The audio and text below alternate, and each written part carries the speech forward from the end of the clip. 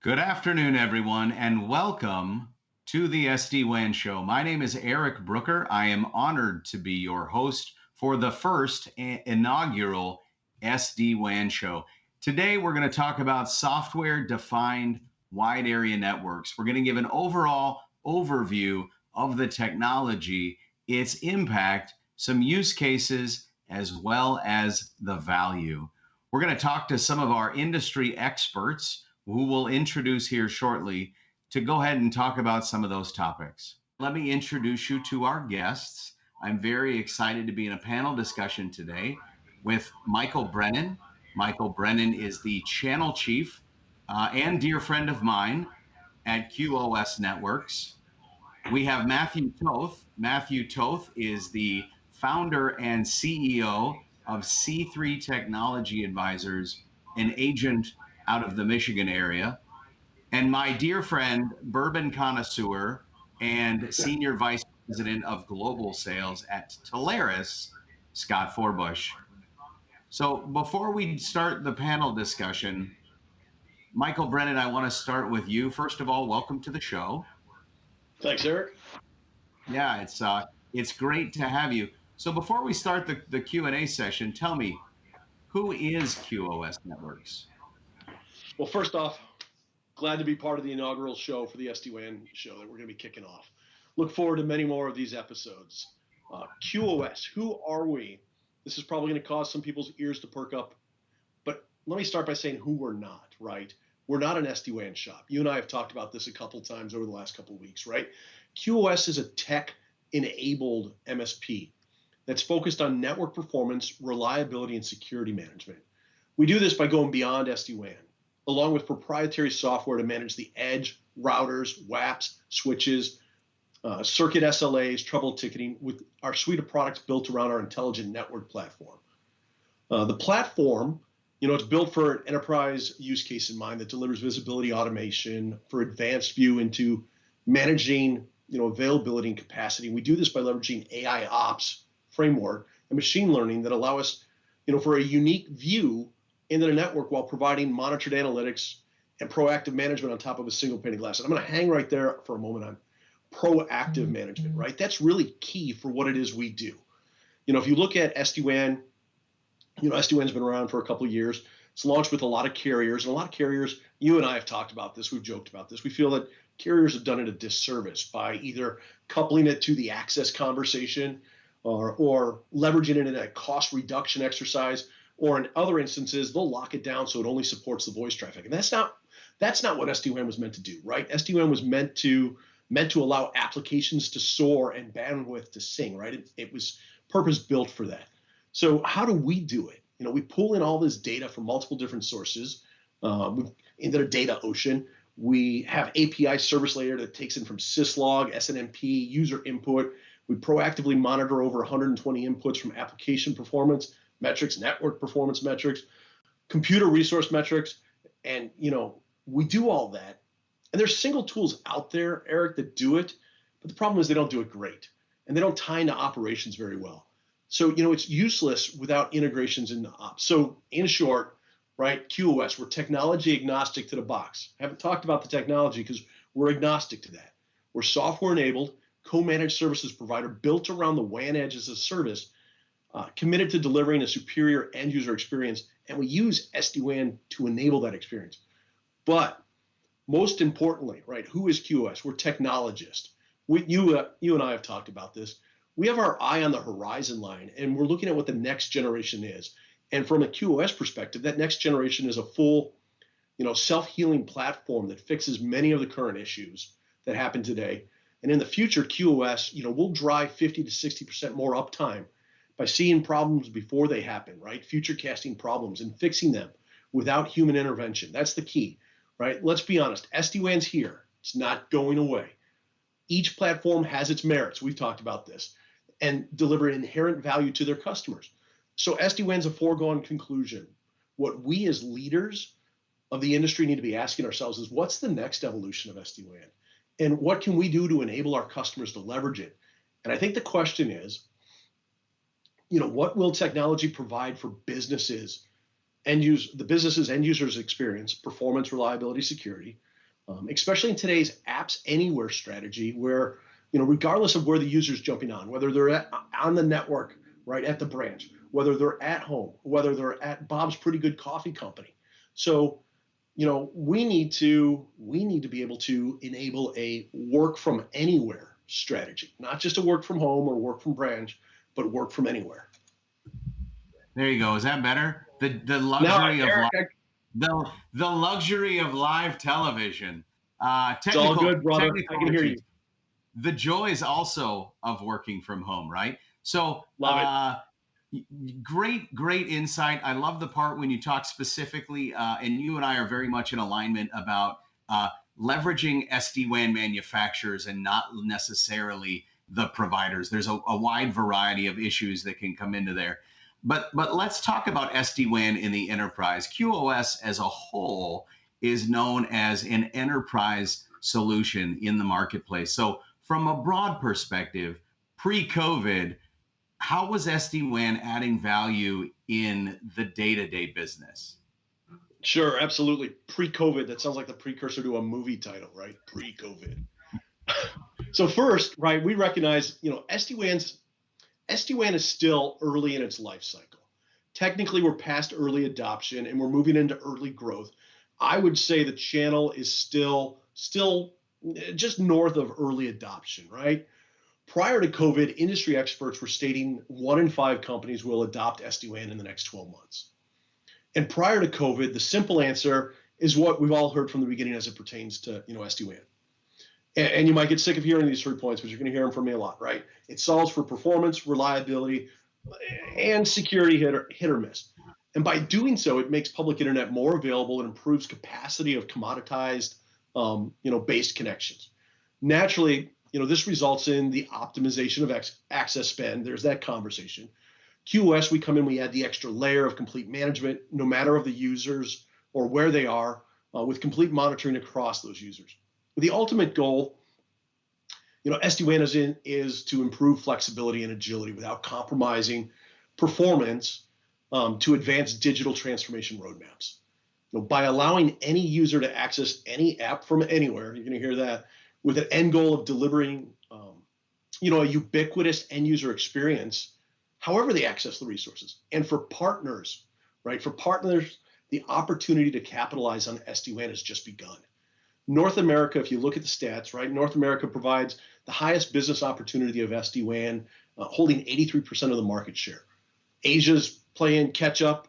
The future isn't, though, in SD-WAN OEMs, right? The future is how well enterprises can accommodate to multi-cloud adoption, security, automation, integration, visibility, managing a mobile or fluid workforce, right? That work from anywhere methodology, and that'll be the challenge.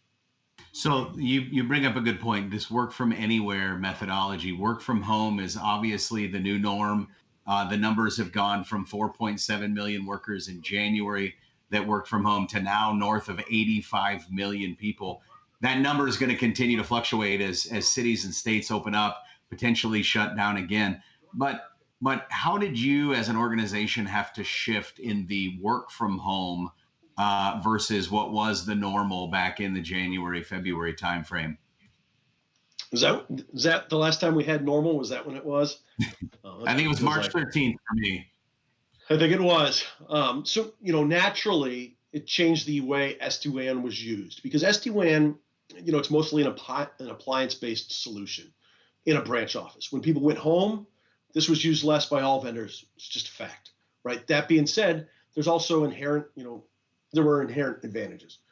A lot of companies fell right back, though, into IPsec VPN, AnyConnect, connected end users, with a VPN to private data centers, which took away the advantages of SD-WAN.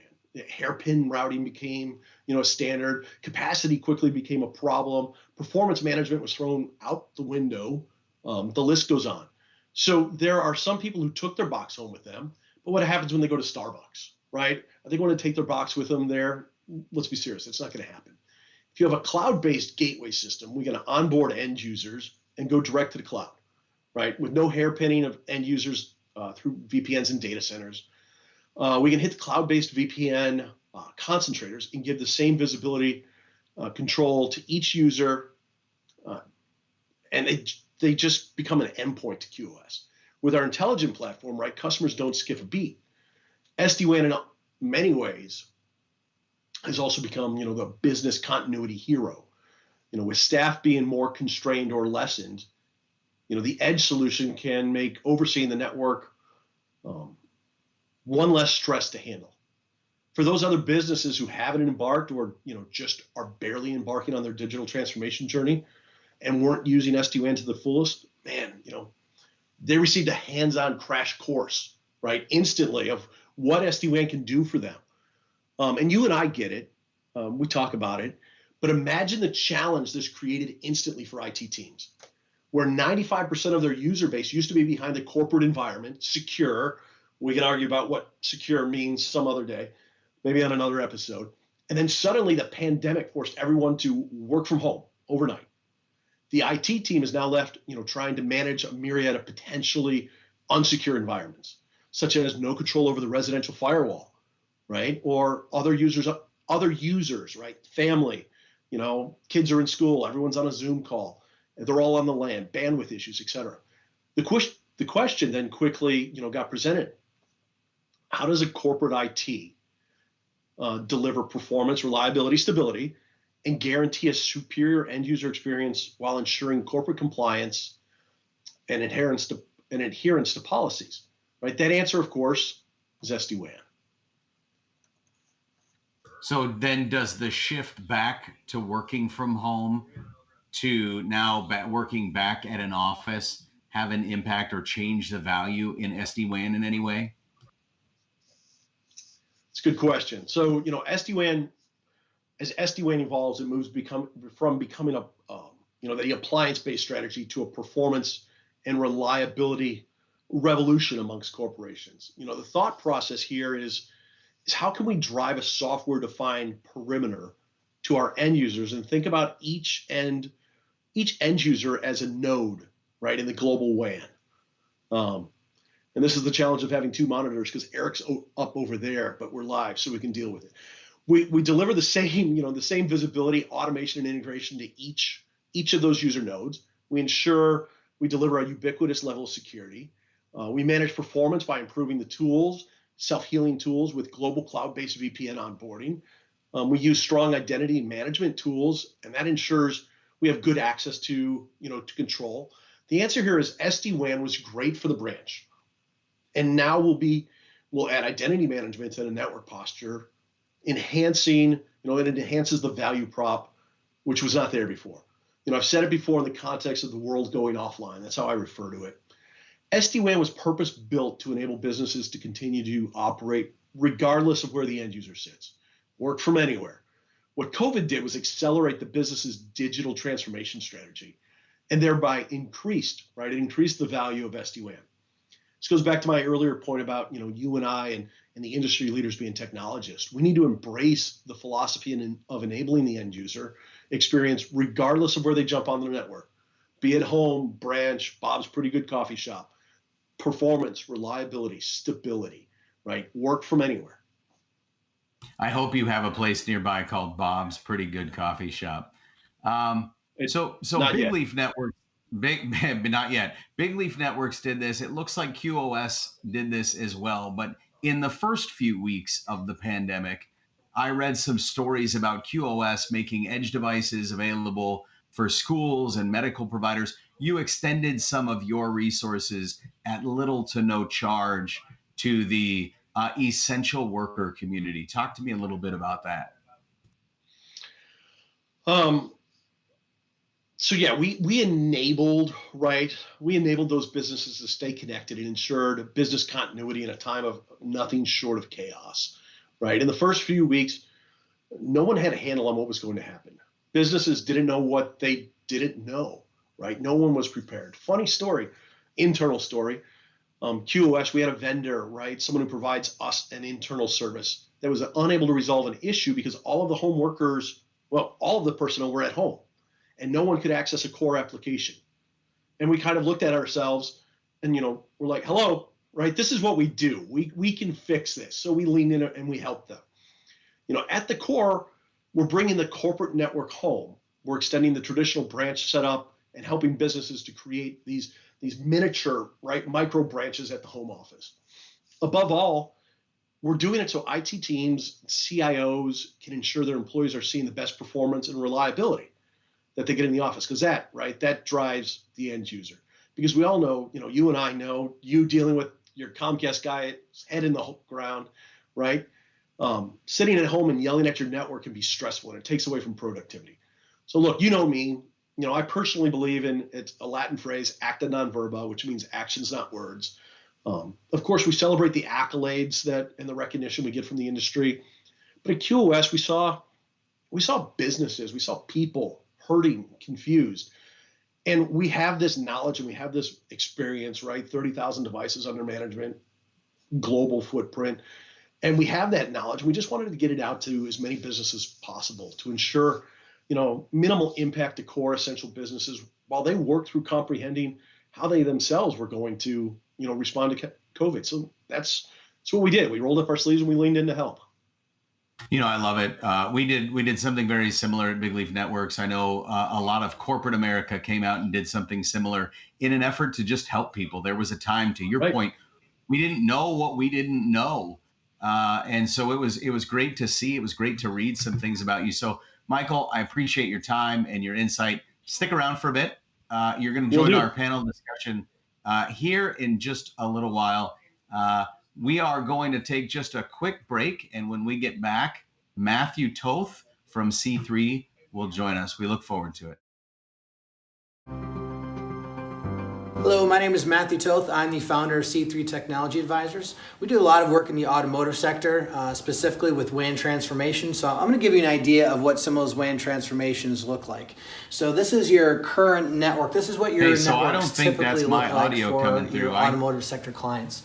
So MPLS at a regional level, so USA, EMEA, APAC. So this is your AT&Ts and Verizons, BT&T Systems, Tata, China Telecom, Telstra here. Each one of those regions is then connected to a data center where you're going out to the internet to connect to Azure, AWS, Office 365, your cloud ERP provider like QAD, IQMS, Plex, Oracle, etc. Each one of these data centers is then connected with a 1 gig or 10 gig connection, because those are active all throughout the world. Each one of these remote sites may have a small internet connection to connect to the internet, but it's really only used to back up MPLS. Side note before we go over to this, one of our clients is moving from MPLS to an SD WAN solution just for APAC, because the cost is going to go from $115,000 a month to $28,000, $29,000. So there's a significant cost reduction going to an SD-WAN centric network here. So what we see them doing is driving towards a network that looks something similar to this. So there's less moving parts, there's less complexity. So each one of your remote sites from around the world is using 2 internet connections to connect to the internet. At the moment that they need to connect to an important application that's hosted on an internal cloud, or an important one that's hosted externally like AWS or Office 365 or whatever, you're using multiple internet connections to connect to a private network in the middle. And in that network in the middle, you're picking up SD-WAN, WAN optimization, and QoS replacement that you're typically getting with MPLS. So ultimately, the results we're seeing is a much more simple network, moving from that network to this network, a significant cost reduction, a significant speed improvement, and much better uptime. And this network is going to be significantly more cloud ready than your older network. So when you're ready to have your WAN transformation conversation, please do reach out to us. Thanks.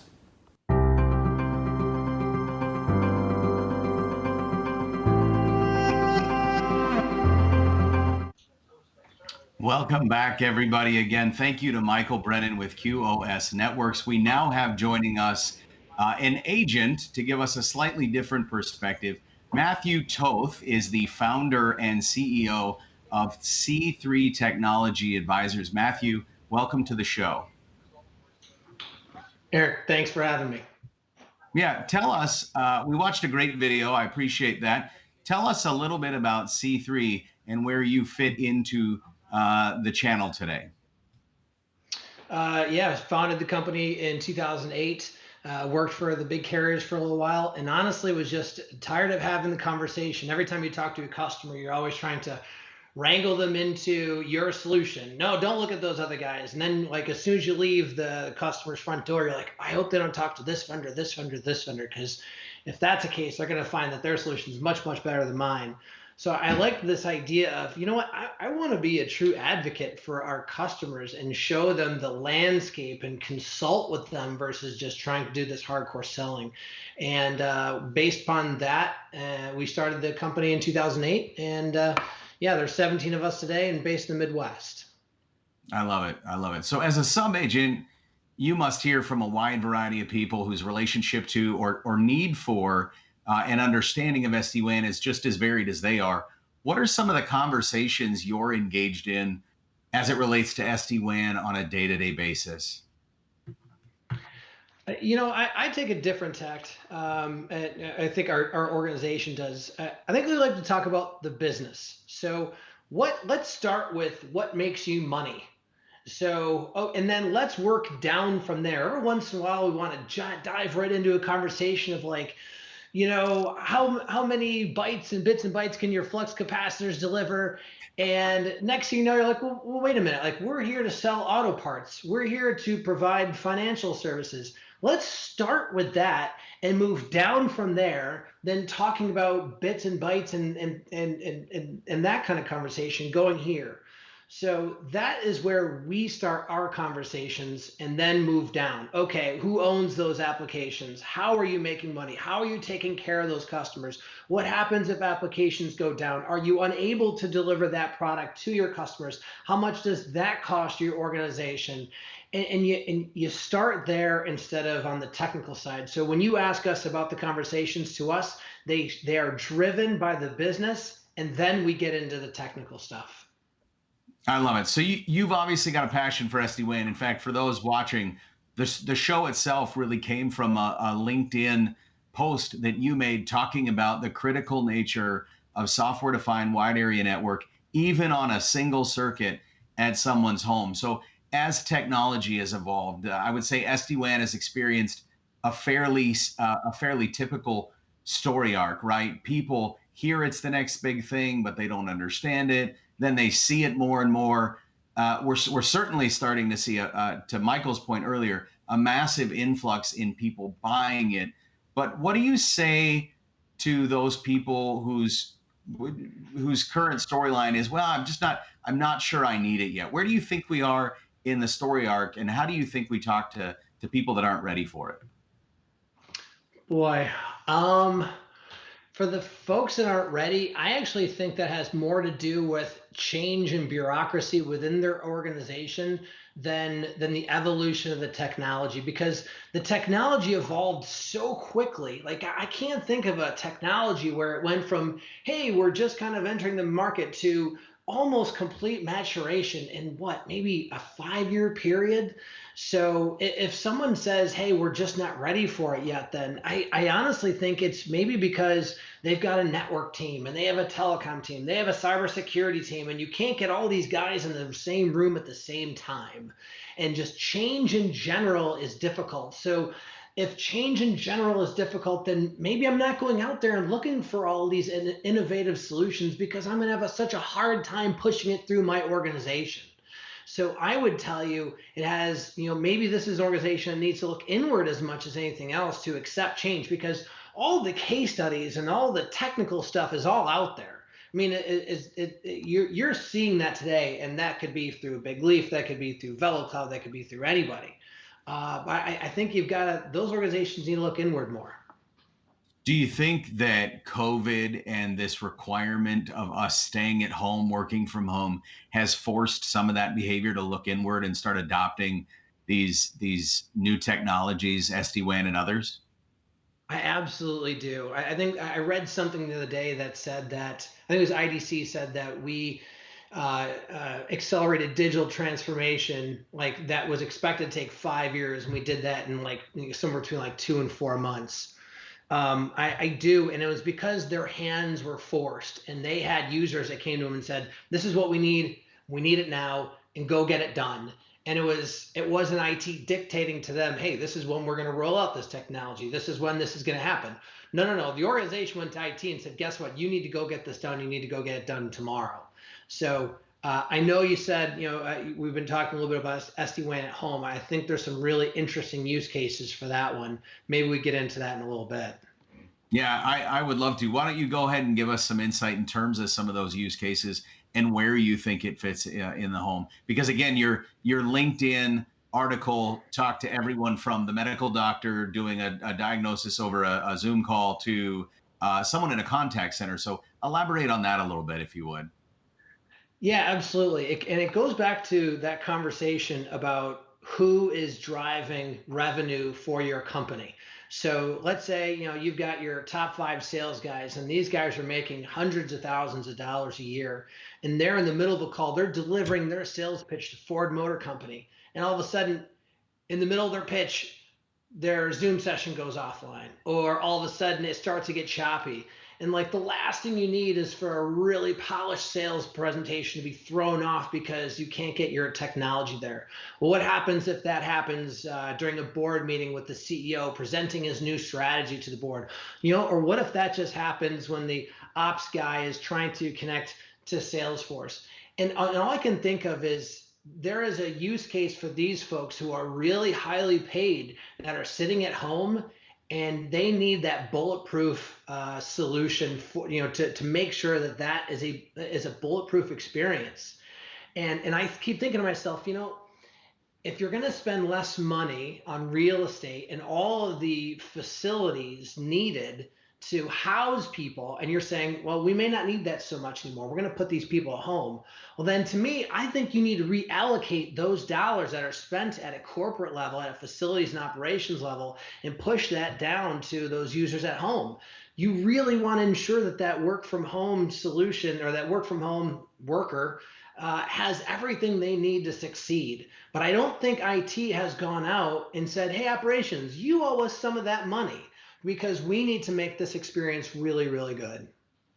That's great insight. We talk about that a lot at BigLeaf. I think it was an IDC research study that shows that an employee working from home now, even part-time, can save a business up to $11,000 per year. So the reallocation of those funds, because to your point, again, we talk a lot about it at BigLeaf Networks, the experience to the end user, to the customer, whether it be that $1 million sale or the medical practice, they expect the same experience as if you were working in corporate America at the corporate office. So I think there's a lot of wisdom in just even the discussion of reallocating. So when you're having conversations about SD-WAN to folks that are open to the idea, what are some of the common questions that you're hearing from customers? I think the most common questions, in purchasing SD-WAN are, how do we implement this? It's how do we implement this? How do we pick a provider? And how does this integrate in with security, especially for larger organizations where they may have an entire security department and anything they're bringing in needs to be scrutinized. So those folks need to be brought in early, because I've seen organizations that'll go 4 or 5 steps through a process, and network team loves it, and security just says, nope, doesn't work for me. And that absolutely kills it. So bringing those guys early into the process. Definitely from an implementation perspective too, you have everyone from rip and replace all the way to, we're going to do this over a year or a year and a half, as devices are end of life, as telco contracts are end of life. So having that conversation and advising our clients on how to do that and how to do that in the best manner possible. So I definitely think there's a financial conversation to be had too. And oftentimes, yes, the funds for SD-WAN can be reallocated and paid for essentially with savings on the network side, because oftentimes this move is coupled with a elimination of MPLS and more expensive circuits to more broadband and more just plain old fiber internet. So we think those are probably the 3 or 4 things we're talking to our customers about the most. I love it. Matthew Toth, C3 Technology Advisors. I appreciate it. Again, hang around. We're going to open it up to a panel discussion shortly. Now, up to this point, we've heard from a provider, QoS Networks. I've talked a little bit about BigLeaf Networks. We've talked with Matthew Toth from C3 and gotten the perspective of a sub-agent.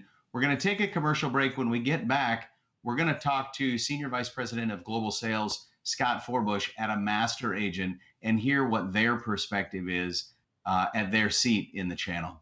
We'll be right back. A few years ago, we set out to build up this sales engineering team. When we did that, we surveyed partners externally and we surveyed the internal employees. And we said, what do you need? We asked the partners, what are you not getting elsewhere? What do you want out of the engineering team? And the answer was the same, both internal and external. It was, we need people that have been there, done that, built that mindset. We need those who are extremely knowledgeable and fast to respond. But most importantly, the third thing that we need is we need to be able to talk to people and be good at it. And so we took all that into consideration and we went out and we hired our first one and we found a unicorn. So what we did is we took him, put him into captivity, and then we studied him and we hired 5 more. Today, we're a team of 7. We've got so many certifications from AWS and Azure and CompTIA Network Plus, and servers and storage and Fortinet and VMware. The list goes on. Let me illustrate why this matters. So we had a partner bring us in because he knew about some expertise that one of our engineers had with a specific certification and warned us this one was going to be a little difficult. Great opportunity, great relationship, but there were some folks in the middle on the technical side that pretty much already had their mind made up. And so when we walked into that meeting, sure enough, we encountered those roadblocks and then we backed up a little bit and we started to educate. Did you know this specific SD-WAN technology does this? Did you know this one does it this way? And by the way, this provider implements it slightly different and that might not be what you want. And so we went from arms crossed initially in the meeting to, okay, let's work together. Let's figure out how you can help us figure out the right solution that we need to in here.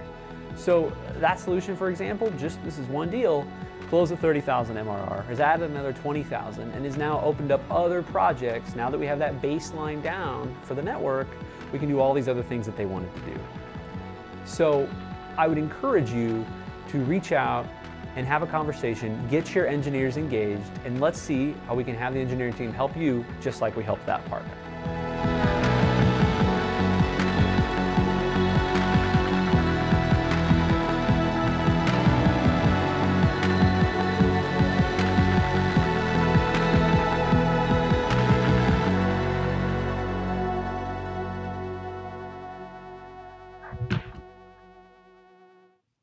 Hey everyone, welcome back. I am excited to bring on Master Agent and global expert on SD-WAN, Scott Forbush. Scott, you're the Senior Vice President of Global Sales for Telarus. You've got a lot of insight. So let's talk about it. As a Master Agent, you're privy to a lot of different conversations surrounding SD-WAN. On a scale of 1 to 10, 1 being, let's say, SD-WAN's a nice to have, 10 being an absolute necessity. Where would you put SD-WAN? Great question. And as you and I discussed before, in the surveys that we put out, there's only been one thing that's ever rated 10 out of 10, and that's how handsome Cameron Olson is. Outside of that, I don't think anything's ever received a 10 out of 10. But candidly, it really all depends on the applications that make money for an organization. So, what applications need to behave in a certain way, and what is the risk tolerance of the business unit based on their specific applications? Once we figure that out, it will determine if SD-WAN is even needed. If a client is using cloud services and these services are real-time communication platforms, is it okay based on their risk tolerance threshold if those applications are down for 5 seconds or even 50 milliseconds or 5 minutes? If that's in fact okay, SD-WAN may not be needed. But let's be honest, who's going to tolerate their applications being down for 5 seconds or 5 minutes, especially in the climate that we're in today, and we're all using real-time applications? So I would rate it very close to a 10. So I read a research study not that long ago that that basically the average business, I think it was 51 to 100 employees, is spending on average of $13,000 a month on cloud-based applications. So a lot of times we talk exactly like you, Scott, about we need those real-time cloud applications to function not just in real time, but in real time every time. So I certainly agree that it's up there on the chart.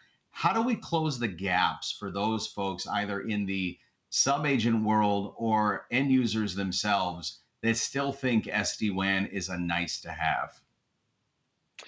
It's interesting, Eric. We are in a unique position where we have those conversations with both the end users as well as with the selling agent community. So I would ask them if they have those applications that need to be up and running 100% of the time, or if losing that session is okay. I would also ask if they have blind spots in their environment. Can they see packet loss, jitter, latency, even application performance? Can they see the instabilities on their ISP connections, which is something we ought to come back and talk about my personal situation. Are they in public cloud environments like you just mentioned? Can they see server response times hosting their applications? These are all questions that need to be asked that we know the answer is going to come back and say, we've got blind spots here, we have needs here, or we're using these applications. And it will kick off that critical conversation and get them to close that gap. Yeah, I like the blind spot conversation because there's a lot that if you don't have visibility into it, you just simply don't know. So Scott, tell me what's being asked of you and probably other master agents as well by customers and partners who are seeking an SD-WAN provider or maybe weighing one solution over the other. One thing that we have found time and time again is both clients and partners are confused by marketing. And frankly, I don't blame them. There's so many platforms out there. How in the world can they properly choose the right solution, not only for now, but for what their needs might be in the future? What they really want on both the client and the partner side is someone to guide them through their specific use case and teach them which platforms are correct for what they're trying to accomplish. And that's where the Telarus SD-WAN matrix and our sales engineering team, which you just heard from Josh Lopresto, can really be of assistance. So I will tell you, speaking of Josh Lopresto, the producer in my ear is telling me that PETA called during our last break and they want you to free the unicorns. So I'll let you relay that message to the leadership team at Telarus. Tell us just for a minute, and we should have maybe started off with this. Tell us a little bit about Telarus. We all know that you're a master agent based out of Salt Lake, but give us a little bit more. Yeah, so Telarus is no longer just a US-based master agent. We are now a global master agent. And a lot of what pushed that, quite frankly, is the demand for network connectivity across the globe. So much of what we do today crosses country lines. And so we actually launched out there in Australia a couple of years ago as a gateway into Asia Pac, launched in Canada, now out in the UK. And you've seen this firsthand. This is where so many of our opportunities are coming from, crossing the oceans everywhere. But Telarus, we're a full service master agent. You heard from Josh Lopresto. He's got a team of 7 sales engineers that are there to help grow the partner's business. We've got a business development team, all in key categories, from contact center to UCaaS to cloud, cybersecurity, that all have VPs that lead those organizations. So, that's one thing that is unique with Telarus, is that it truly is a full service master agent, not just a contract vehicle. I love it. So thank you for that. Now I want to bring back full circle. One of the things you started with is we should come back to my experience at home. So Scott, you and I were on a video conference, a Zoom call a few months ago. There were probably 40 or 50 of us on the call, and I was firing texts at you like, Scott, we need you on video. And you were firing texts back saying, I don't have a stable enough internet connection to provide video on this call. So from that point, I know you had some audio issues on that call. And this is a very loaded question, but tell me, how did you solve that problem? Yeah, so truth be told, at that very moment, I actually had 2 video conferencing applications going simultaneously. So I was on the one that you were on with approximately 40 individuals, and there was another one going on another device with about the same amount. Well, guess what? They both failed. And that was the only thing that was running. And so BigLeaf, specifically Mr. Brooker, came to the rescue, and he said, look, you've got an unstable connection there. Sometimes you have 300 meg, sometimes you have less than a meg. Let us put in a device. And you've heard the phrase plug and play, right? Yeah. Everybody's heard that. BigLeaf, I would change it just a little bit. It's plug and get your butt back to work, because that's all it was. You guys shipped us out a pre-configured device. My wife opened it up, said, what the hell is this? And they said, this is the problem solver. So we went, plugged it in, and magically it just worked. The thing that was fantastic about this is not only did it balance what I was sending out, but it helped your engineering staff identify where the network congestion was from the service provider. So that took it to a whole different level. Now you're more in line with a typical work from home, as Matthew Toth brought up earlier, a single circuit, but you've seen a significant impact in having an SD-WAN device at home with a single circuit? Yeah, there's no question. And quite frankly, I was skeptical at first, because this is an issue that I've been chasing literally for 3 years. They've pulled in new circuits from the pedestal. They've replaced the routers. They've replaced internal wiring. Nothing ever worked. And so when you offered it, if you recall, I was a little skeptical to accept it first, because I didn't want you to send something out just for me to go, same thing. But there's three main things to SD-WAN, right? There's management, there's visibility, and automation. This really gave me the visibility that I needed here on my home network and into the carrier's network to solve the problem. I love it. Scott, thank you so much. Hang tight. We're actually going to bring Michael and Matthew back.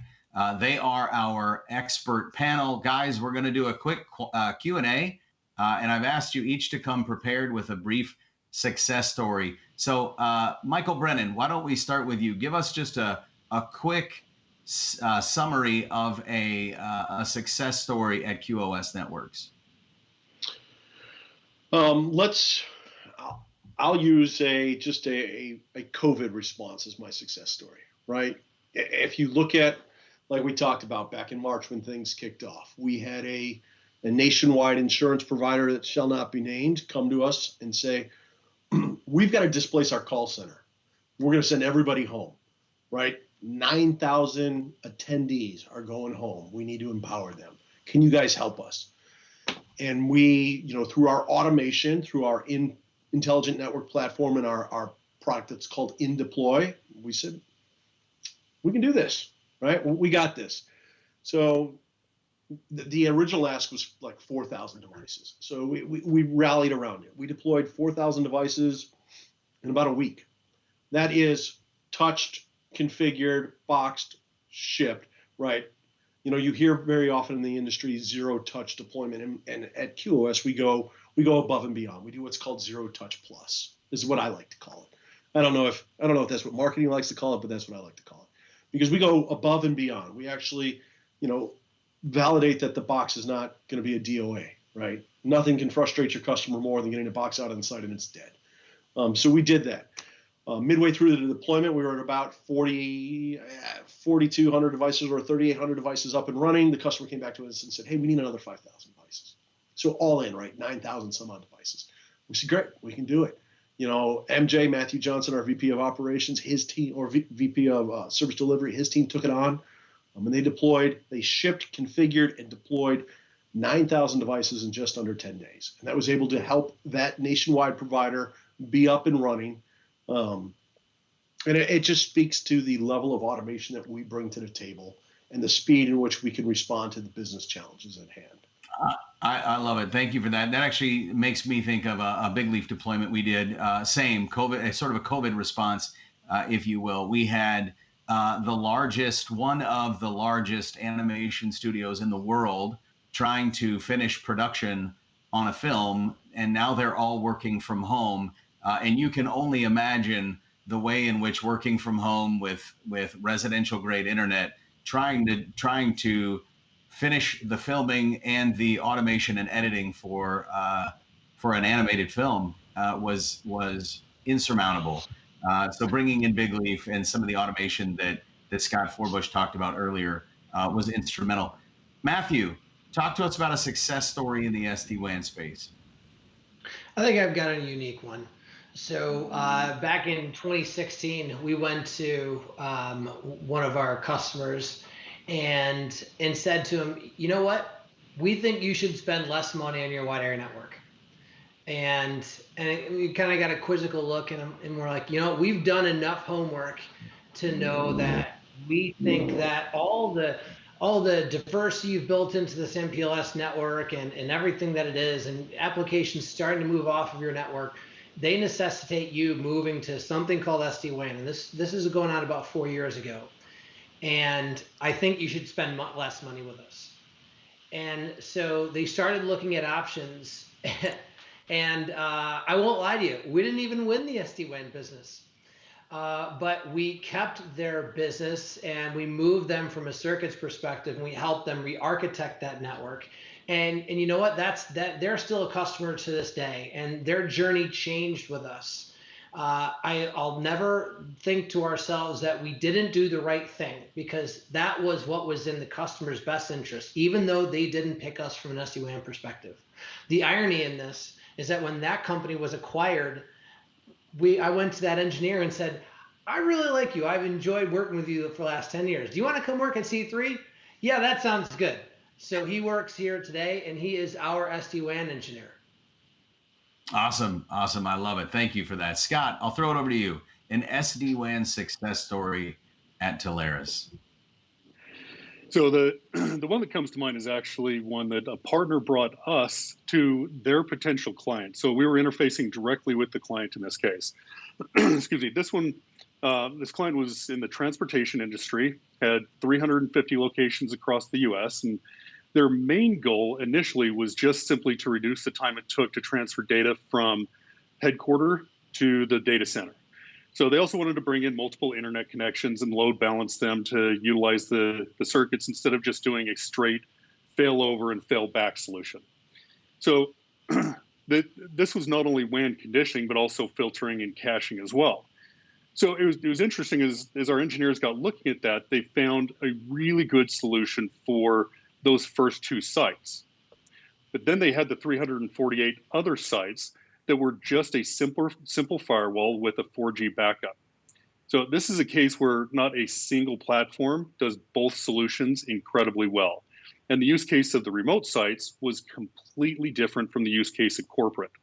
So Telarus actually sent our SD-WAN expert out on site to simply educate on the different SD-WAN platforms directly with the end user. Our engineer went over each and every SD-WAN manufacturer that was applicable, and then this gave the client a knowledge about the industry that they did not have previously. And in the end, the client simply went back to the agent and said, hey, based on my newfound knowledge, I need 2 different platforms to solve for 2 different separate business use cases, and these are the 2 suppliers that we need to work with. The agent simply had to help them procure it, contract it, and away they went. It's fantastic. Thank you for that, Scott. I'm going to actually, let's stick with you. Is there a key vertical that you see that's gained the most traction from SD-WAN? So I don't know if I would say that there's a key vertical necessarily. It's usually multi-location clients. However, don't rule out the single location.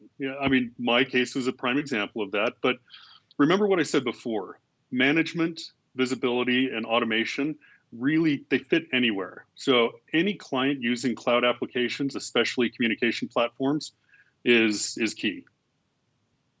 Wonderful. Michael Brennan, same question. You know what? I'm going to have to second Scott's response. I think he got it pretty much, on the head. It's not, SD-WAN isn't isolated to a particular vertical. We're not seeing a particular focus within a vertical. It's customers who are down that path of digital transformation, and they want that level of not only automation, but they want that level of visibility and that granularity, and to have that view into the entire customer edge. And as we look at it from our perspective, when we do e-bonding direct into their ServiceNow instance, so that we have that complete bilateral visibility into their network. And that's where we're seeing opportunity, right? Customers who have embraced the apps anywhere, the work from, or are beginning to embrace the work from anywhere strategy, and they realize that, MPLS has its purpose, it has its value, but it's not destined for them anymore, right? So they've got to grow their network, evolve their network to keep up with the times and keep up with where they're going from a business perspective. So, No, go ahead. I apologize. No, I was just going to say single site uses, there is opportunity there, but it's definitely, just the multi-site, disparate, diminished IT staff that's trying to do more with less that needs someone to come in and be a business partner, and that's who we are. So Matthew, we'll wrap with you. We'll ask one last question, sort of the inverse of the previous question. Is there an industry that you believe needs SD-WAN, but thus far hasn't transformed into that technology?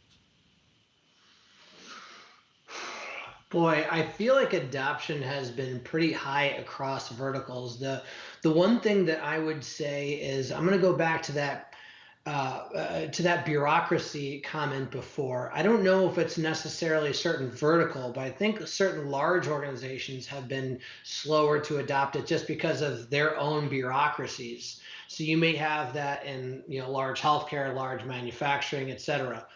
Maybe not so much in technology just because of the nature of their business, but not vertical centric, really just having to do with large organizations that haven't been able to roll it out because they can't get everyone in the same room to agree on this. I love it. So gentlemen, thank you. We'll come right back to you in just a minute. But before we sign off, I want to give a nod to our good friend, Chris Schubert at CNSG.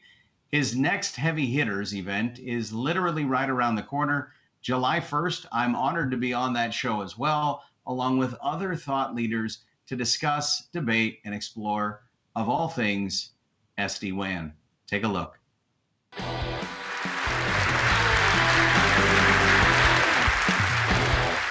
Hey gang, it's Chris Schubert coming to you with a special announcement about our next Heavy Hitters call.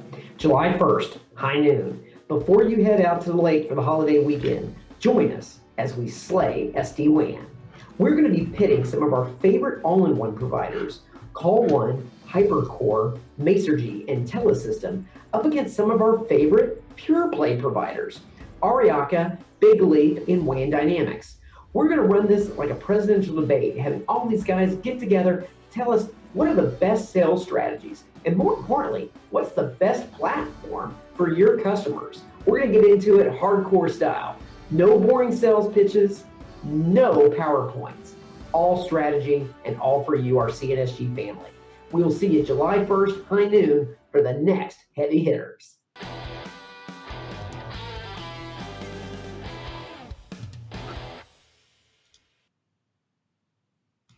Again, I want to thank all of our guests, Michael Brennan from QoS Networks, Matthew Toth from C3 Technology Advisors, and of course, Scott Forbush with Telarus. Great minds, great conversation, and incredible insight. Thank you, gentlemen, and most importantly, thank you for tuning in and supporting us as we lead the way. The SD WAN Show returns in 2 weeks with new guests, new perspectives, and new opportunities to transform the business landscape through the power of SD WAN.